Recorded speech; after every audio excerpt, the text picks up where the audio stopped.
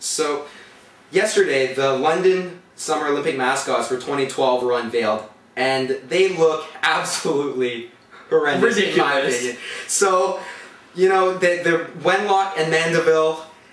What kind of names are those, first of all? Let's just start by saying that. They seem to resemble a certain male body part. So, Daniel, really, how awful do they look? You know how I feel. You know what? I am really glad that it was the British media who were bashing the Vancouver Olympics at the start, because this gives us, Canadian media, something to get back at them. They look absolutely ridiculous. They have one big eye in the center. I don't know what the whole high-tech look is what they're going for, but the bottom line is they look horrible and they should really be ashamed. It really goes to tell you about British people and design. And these took 18 months to figure out. I'm pretty sure, like, this just looks like a little stick figure with one eye. I don't know what it is. They look like a stick figure, and they have a head that's expanded and then a body that makes it look like you know what. And they have 2 legs, so it's like a little penis running off.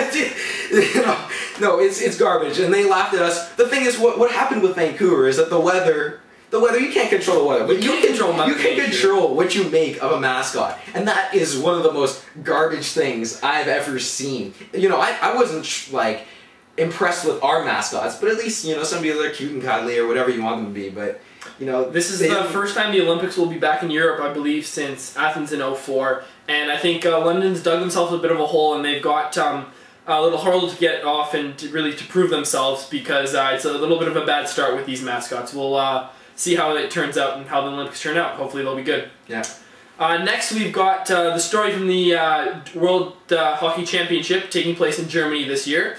Canada lost to Russia 5-2 today, getting knocked out in their quarterfinal matchup. It's a big disappointment for Hockey Canada, which sets really high standards. But what do you think were the repercussions of this? Well, I guess the team was too young. They might have been inexperienced, you know, but I don't think that's a bad thing. You know, who the hell gives about the World Hockey Championships? Like, no one cares. It's only the losers from the playoffs, basically, and you got stars with the EuroLeague, you know, coming into play. What does it matter? You're giving your young guys experience. You've got Kane, Duchesne, Tavares. You're giving guys like that international experience that they're not going to get experience. I don't know what you think on that. I agree with you on the international experience. I think it's very valuable for the young guns to get international experience, the young players on Team Canada. But I don't agree with you with the who do you think cares. Like, in North America, people... No one cares. North America, nobody cares about the World Hockey Championship. But it is a world championship, right? It takes the best players in the world. Yes, people who play in the NHL, it is the people who aren't in the playoffs right now, right? But if you think about it, it's only players on 4 teams right now who are in the conference finals who are not eligible to play because they're still playing. Everybody else can play. 95% of the NHL can still play. Yet a lot of... Okay, one question. How many games did you watch of the World Hockey Championships? Just let me ask you. I've watched 4 games in total. Oh, okay, that's impressive. Not all of the games, but I try to catch some of them. That's impressive, I guess. The USA losing to Germany in overtime in front of 75,000 people at an arena in Germany. That was like a historic game, right? Overtime victory. I think the World Hockey Championship is important. That's a little far. I think it was historic. Okay, it was played in a huge arena. So wait, in front of 75,000 screaming fans. Do you think Messier did a bad job of general managing? Absolutely. Okay, and I talked to you about this off the air. I think Messier in his rookie management debut for the national team, I think it was an epic fail on Messier's part. I think the team was absolutely too young, and Craig McTavish. Go back to TSN or whatever. Don't go back to TSN. I don't want to listen to his You're too boring talking, analyzing on TSN. You've got nothing to say. But just get away from the game for a bit. I don't know, as you said, to quote you, I don't know how he ever inspires people. Absolutely true. He's got no motivating abilities. You gotta listen to him on TSN. Clearly, you didn't work the young talent correctly because the young guns just weren't firing. As Rod Black mentioned today on the TSN broadcast, Canada's had the leading scorer in the World Hockey Championship 5 of the last 6 years, hey, Ray Whitney, and we didn't have any of that. We didn't have any scoring this year. We had our 38-year-old stud, Ray Whitney, you know? You know what, Ray Whitney, maybe he's got some leadership, but having him on the line with, who was it, with Steven Stamkos, I don't think he's a good enough center to feed Steven Stamkos. Probably not. Probably not. Okay. Well, Hanley Ramirez apologized yesterday, and he got 2 singles in the game yesterday. After, on Monday, he dogged after a ground ball, or a pop fly, that he kicked in the left field corner. First of all, he screws up the pop fly. He accidentally. Well, he didn't screw up the pop fly. He went hard after the pop fly. Hard after the pop fly.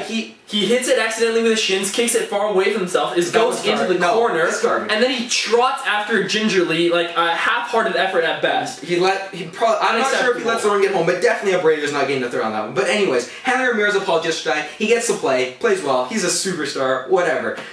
His apology too late? Thumb up, thumb down? You know what? I give the thumbs up for the apology because at least he's got the respect and dignity to apologize because I think he made a mistake. I think a big thing with superstars these days is they think they're above their managers, above the team, above everything. I think Hanley Ramirez superstar mentality. He should go play wide receiver. You know, like. That's his position. Right. No, he's acting. No, it's true, but I just don't think there's a place for that in baseball. I really like Freddie Gonzalez is the manager. I really like what he did, sitting him down. I think it's the right thing to do. You got to send a message to your players where they can't do that. They can't just put in a half-hearted effort and then call out the manager, say he's inexperienced, he hasn't never played in the big leagues. I think it's unacceptable. I think it was very good to bench him for the rest of the game where he made a mistake and the one after that. But it's really great. I'm happy for Hanley that he came back with a good performance. Yeah. I'm not happy. I give a thumbs down for that apology. He should apologize right away. What are you doing? What are you doing? Like, I guess you got to apologize now. That's because everyone's getting mad at you. Yeah. He doesn't feel sorry. He made a horrible play. He's saying, oh, well, we got lots of people dogging ground balls. Managers got to do something. You're the superstar. You're getting paid money. He's 25. He wins a batting title. He goes 30 stolen bases, 30 home runs at age 30. Like.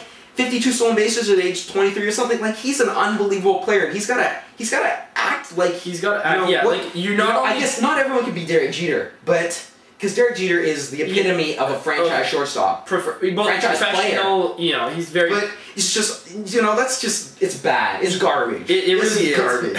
I think you have to absolutely, if you're being paid that much and you are a superstar player, you have to carry yourself with a certain level of professionalism, and I don't think he did that. And I agree with you. I think the main reason for his apology is there's been a lot of media scrutiny, and people are basically telling him, "You screwed up. You need to apologize." I don't think he feels that at all. So I'm going to change it. Really, bottom line, thumbs down. Bottom line in this situation, he knows after he goes after the manager.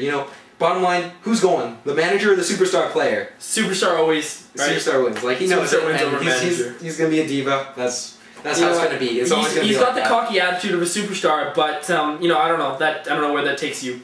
We'll see. This always just puts a little stain on his career. Exactly, but.